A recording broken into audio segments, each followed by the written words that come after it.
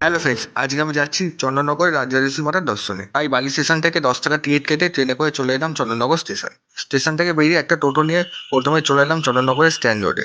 এখানে I love চন্দননগরের সঙ্গে post দিয়ে কয়েকটা ছবি তুলে স্ট্যান্ড রোডে কিছুটা সময় কাটিয়ে আস্তে আস্তে শ্রী শ্রী রাজরাজেশ্বরী মাতার দর্শনের উদ্দেশ্যে এগিয়ে চললাম। হাঁটতে হাঁটতে চলে এলাম কুণ্ডঘাট মোড়।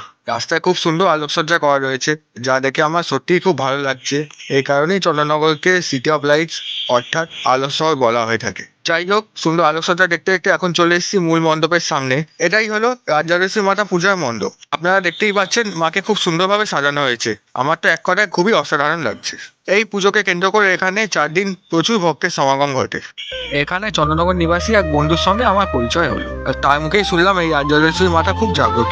এখানে কিছুক্ষণ সময় কাটিয়ে বেরিয়ে পড়লাম বাড়ির উদ্দেশ্যে, এবং এখানেই শেষ করলাম আমার মিনি ব্লগ। ভিডিওটি কেমন লাগলো অবশ্যই জানাবেন, এবং ভিডিওটি যদি ভালো লেগে থাকে তাহলে লাইক, কমেন্ট, শেয়ার করে দেবেন এবং চ্যানেলটি সাবস্ক্রাইব করে দেবেন।